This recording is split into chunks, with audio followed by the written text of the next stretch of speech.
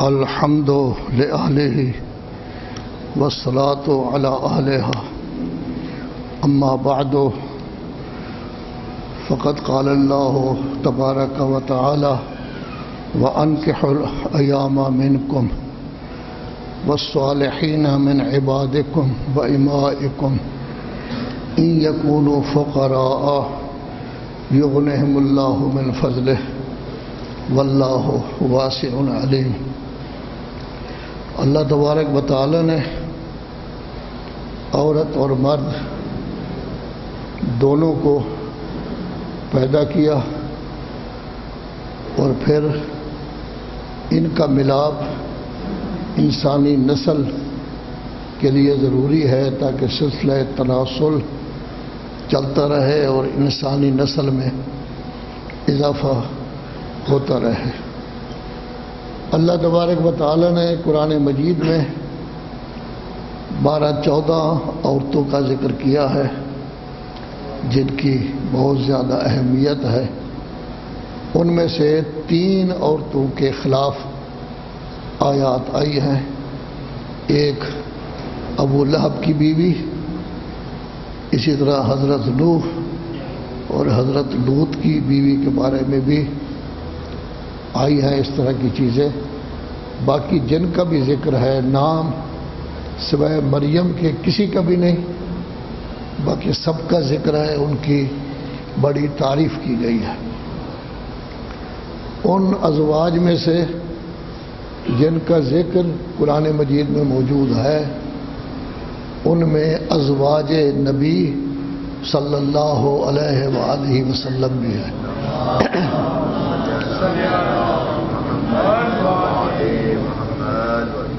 ان کا بھی تذکرہ ہوا ہے۔ اللہ تبارک و تعالیٰ کا فرمان ہے النبی اولیٰ بالمؤمنین من انفسہم وازواجہ امہاتہم۔ رسالت مآب صلی اللہ علیہ وآلہ وسلم آپ کی جان کے بھی مالک ہیں، اتنا آپ مالک نہیں اپنی جان کے جس قدر یہ نبی اعظم صلی اللہ علیہ وآلہ وسلم مالک ہے۔ ان کو حق تصرف حاصل ہے۔ وَأَزْوَاجُهُ أُمَّهَاتُهُمْ، اور رسول اعظم صلی اللہ علیہ وآلہ وسلم کی ازواج تمہاری مائیں ہیں۔ چنانچہ رسالت مآب کی وفات کے بعد بھی ان کے ساتھ کوئی انسان شادی نہیں کر سکتا، جیسے ماں کے ساتھ نہیں کرتا ان کے ساتھ بھی شادی نہیں ہو سکتا۔ پھر اللہ تبارک و تعالی نے پوری تفصیل کے ساتھ 3 جگہ پر ازواج رسول اعظم صلی اللہ علیہ وآلہ وسلم کا تذکرہ کیا۔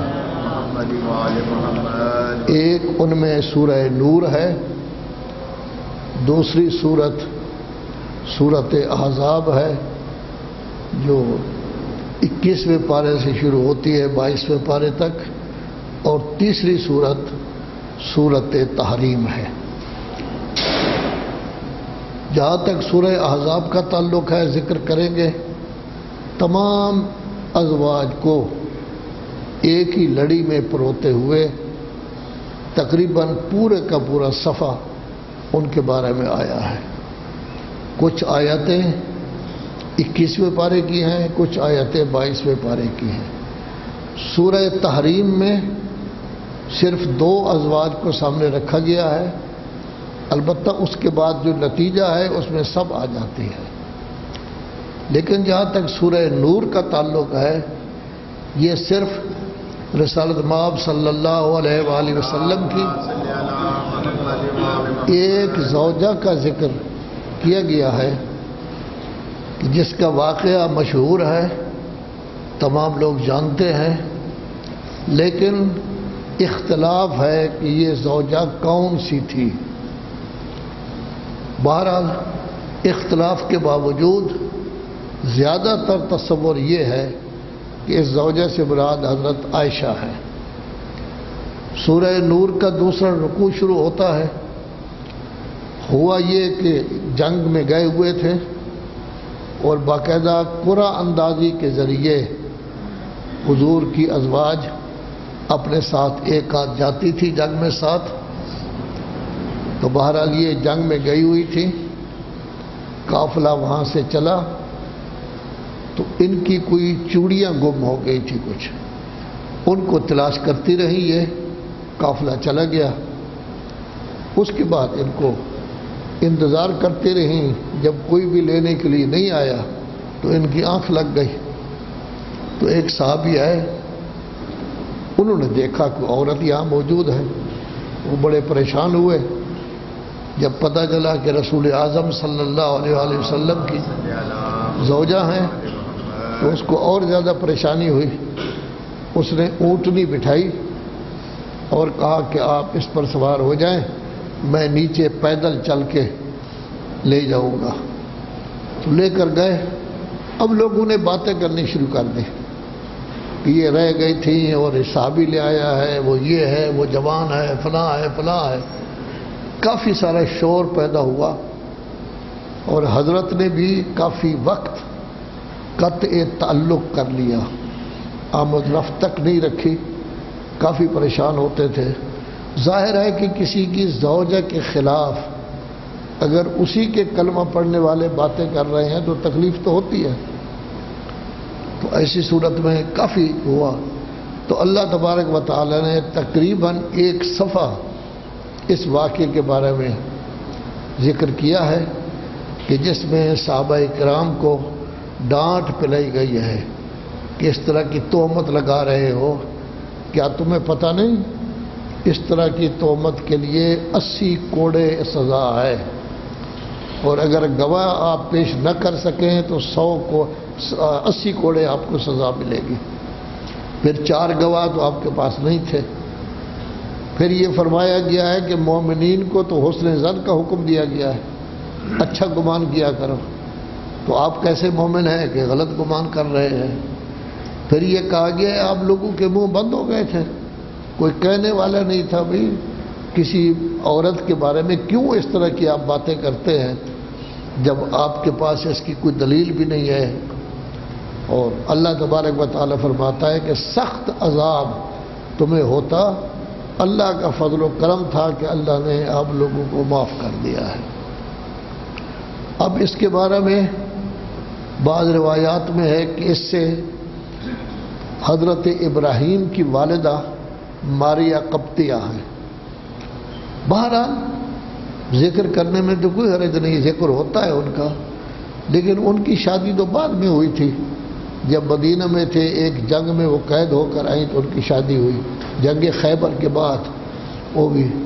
تو ظاہر ہے کہ یہ کہنا کہ ان کا ذکر ہے، اس کا تو کوئی تکنی. آیت تو مکی ہے، سورہ نور کی آیت ہے، مکی ہے. بہرحال اس میں یہ ذکر کیا گیا ہے ان الذین جاؤوا بالافک عصبۃ منکم. جو لوگ تہمت باندھ رہے ہیں وہ پورا ایک گروہ ہے، صرف ایک آدمی نہیں تھا، پورا ایک گروہ ہے. آپ اس کو برا نہ سمجھیں، بلکہ چلو ان کے منہ سے یہ چیز نکل گئی، آپ اس کو اچھا سمجھیں کہ خود اللہ تبارک و تعالی نے اس کے بعد ایک قاعدہ کلیہ بیان کر دیا ہے کہ کبھی کسی کے خلاف اس طرح کی بات نہ کرو. تو ہر ایک ان میں سے گناہ کما رہا تھا، باتیں کر کے جتنی باتیں کر رہا تھا گناہ کما رہا تھا. اور جو ان کا چودھری تھا، ہمیشہ لیڈر ہوتا ہے نا، وہ شرارت پہلے کرتا ہے اس کے بعد لوگ شروع ہو جاتے ہیں. تو ان کا جو چودھری تھا اس کے لیے ذلیل کنندہ اللہ تبارک و تعالی کی طرف سے بہت بڑا عذاب ہوگا. کیوں نہیں ایسا ہوا کہ جب آپ لوگوں نے یہ بات سنی تھی تو مومنین مومنات کو حسن ظن سے کام لینا چاہیے تھا اور کہنا چاہیے تھا یہ بات غلط ہے، یہ کسی صورت میں بھی جو ہے وہ ٹھیک نہیں ہے. اگر یہ کرتے تو آپ کے لیے ٹھیک تھا. آپ کو کہنا چاہیے تھا یہ کھلم کھلا بہتان ہے، یہ نہیں. اگر آپ لوگ اس پر 4 گواہ لے کر نہیں آ سکتے تو ایسی صورت میں تو پھر تو ظاہر ہے کہ آپ جھوٹے ہیں. جھوٹ بولنے کا کیا تک ہے؟ جبکہ گواہ ایک بھی نہیں ہے آپ کے پاس، تو جھوٹ بولنے کا اس بارے میں کیا تک ہے؟ اللہ فرماتا ہے اگر اللہ تبارک و تعالیٰ کا فضل اور رحمت دنیا اور آخرت میں نہ ہوتی تو آپ کو قیامت کے دن بہت بڑا عذاب اس میں آپ کو مبتلا کر دیا جاتا. پھر زبان درازی کرتے رہے ہو, منہ سے اپنی باتیں بنا کے کہتے رہے ہو جبکہ تمہیں علم نہیں ہے. کیا تم سمجھتے تھے کہ یہ اچھا معاملہ ہے, چھوٹا معاملہ ہے کہ آپ اس میں دلچسپی لے رہے ہیں؟ اللہ کے نزدیک بھی یہ بہت بڑا معاملہ ہے. ولولا سمعتموہ قلتم ما یکون, آپ میں سے کوئی بھی نہیں تھا جو ایک دوسرے سے کہتا یہ بہتان ہے, یہ بہتان کی باتیں جو ہے وہ نہیں کرنی چاہیے تھی. اللہ تمہیں نصیحت کر رہا ہے, واعظ کر رہا ہے, آج کے بعد پھر اس طرح کا غلط کام نہ کرنا. اگر مومن ہو تو اس طرح کا کام جو ہے وہ کسی صورت میں نہ کرنا. تو گویا یہ دیکھیں جس نبی کا کلمہ پڑھ رہے ہیں اس کی زوجہ پر بہتان اور پھر باتیں بنا رہے ہیں, پھر ایک دوسرے کے چٹکلے لگ رہے ہیں, دوسری چیزیں کر رہی ہے, اشاروں کناوی سے باتیں بیان کر رہے ہیں. ایک چودھری نے کلمہ کہہ دیا, دوسرے اس کے پیچھے جو ہیں وہ لگ رہے ہیں. لیکن یہ یاد رہے اس وقت جب یہ کام ہوا ہے جناب خدیجۃ الکبریٰ موجود نہیں تھی. جناب خدیجۃ الکبریٰ کا عقد رسول اعظم صلی اللہ علیہ وآلہ وسلم کے ساتھ مکہ کی سرزمین پر ہوا تھا, اور وہ مکہ کی سرزمین پر ہی فوت ہو گئی ہے. یہ واقعہ جو ہے یہ بعد کا ہے واقعہ, یہ مدینے کا واقعہ ہے, مکہ کا واقعہ نہیں ہے. تو لذا ایسی صورت میں ان کو نہیں, ان کے لیے اللہ تبارک و تعالی نے نام نہیں لیا, لیکن ایک چیز کا ذکر ضرور کیا ہے جس سے پتہ چلتا ہے کہ اس سے مراد جناب خدیجۃ الکبریٰ ہیں. سورہ زحا میں ہے الم یجدک یتیما فآویٰ, کیا ایسا نہیں تھا کہ آپ یتیم تھے اللہ نے پناہ دی. پناہ کس طرح دی؟ پہلے عبد المطلب کی پناہ میں آ گئے اور پھر ان کی پرورش حضرت ابو طالب علیہ السلام کرتے رہے, اور بہترین انداز میں حضرت ابو طالب صاحب نے ان کی پرورش کی ہے ہر لحاظ سے کہ وہ اپنے بچوں کے بارے میں کہتے تھے آپ میں کوئی آدمی قتل ہو جائے تو کوئی حرج نہیں ہے, لیکن نبی اعظم کو کچھ نہیں ہونا چاہیے. شیب ابو طالب میں گئے تب بھی یہی حال تھا, اور شیب ابو طالب سے پہلے بھی یہی حال تھا, وہ ان کا خیال کرتے رہے. اور ان کے لیے قرآن مجید سورہ توبہ کے آخر میں ہے کہ جو لوگ نصرت کرتے ہیں اور پناہ دیتے ہیں ان کے لیے بہت بڑا اجر ہے. نصرت اور پناہ یہ دونوں لفظ صرف اور صرف حضرت ابو طالب علیہ السلام پر صادق آتے ہیں. الم یجدک یتیما فآویٰ, اور پھر تیسرا لفظ ہے ووجدک عائلا فاغنی, اللہ نے دیکھا کہ آپ کے پاس پیسے نہیں ہیں تو اللہ نے آپ کو مستغنی کر دیا. تو اللہ تبارک و تعالی نے کو مال تو نہیں دیا تھا, مستغنی کس طرح ہوئے کہ جناب خدیجۃ الکبریٰ کے ساتھ ان کی شادی ہو گئی. جب شادی ہوئی کس قدر عظیم عورت تھی یہ. آج کل بھی آپ دیکھتے ہیں ماشاءاللہ آپ شادیاں کرتے ہیں تو لوگ عورت کو بھی پیسے دیتے ہیں, وہ اپنی جیب میں رکھتی ہے, مرد کو پیسے دیتے ہیں وہ اپنی جیب میں, باقاعدہ حساب کتاب ہوتا ہے, اتنے پیسے میرے ہیں اتنے پیسے آپ کے ہیں. اور قرآن مجید بھی تصدیق کر رہا ہے عورتیں کمائیں ان کا مال ہے, مرد کو کمائی کرے تو اس کا مال ہے. تو باقاعدہ وہ علیحدہ حساب رکھتی ہیں. اگر مرد کو چیز لے تو قرض کے طور پر دیتی ہے, مفت کبھی نہیں دیتی. لیکن کیا کہنے اس عظیم بیوی کا جو آج کل کے زمانے کی تو ارب پتی تھی وہ بیوی, اور جس کو طاہرہ کہا جاتا تھا, یعنی اس زمانے میں بھی پاک و پاکیزہ کہا جاتا تھا. وہ کہہ رہی ہے کہ یا رسول اللہ آج کے بعد میں آپ کی نوکرانی ہوں. شادی کے بعد کہا ہے کہ میں آپ کی نوکرانی ہوں, جو کچھ میرے پاس تھا وہ سارے کا سارا آپ کا ہے, میرا نہیں. جب میں آپ کی نوکرانی ہوں تو مال بھی سارا آپ کا ہے. یہ نہیں کہا یا رسول اللہ میں اپنا مال آپ کو دے رہی ہوں تاکہ آپ دین پر خرچ کریں. تو گویا اس میں یہ ہو جاتا نا میرا مال. کہا نہیں میں تو نوکرانی ہوئی, آپ کا مال, میرا مال ہے. اتنا بڑا کلمہ. تو جب تک جناب خدیجہ رہی کوئی آیت قرآن مجید کی ازواج کے بارے میں نازل نہیں ہوئی. یہ سب آیتیں بعد میں نازل ہوئی ہیں جب مدینہ میں گئے تھے. تو ووجدک عائلا فاغنی, کہ ایسا نہیں ہے کہ اللہ تبارک و تعالیٰ نے دیکھا کہ آپ کے پاس پیسے نہیں ہیں تو ایسی صورت میں آپ کو کیا کر دیا ہے, مستغنی کر دیا ہے. اور پھر اللہ تبارک و تعالیٰ سورہ احزاب 21ویں پارے سے شروع ہوتی ہے اور 22ویں پارے کے بھی آدھے صفحے تک چلی جاتی ہے. اس میں اللہ تبارک و تعالی نے تمام ازواج کا ذکر کیا ہے. اس میں صرف ایک بات کہی گئی ہے کہ آپ کو دنیا چاہیے یا آخرت. دنیا چاہیے تو میں آپ کو ابھی فارغ کر دیتا ہوں، جاؤ جا کے دنیا کماؤ. اگر آخرت چاہیے تو پھر آخرت کے لیے یہ کام آپ کو کرنے ہوں گے.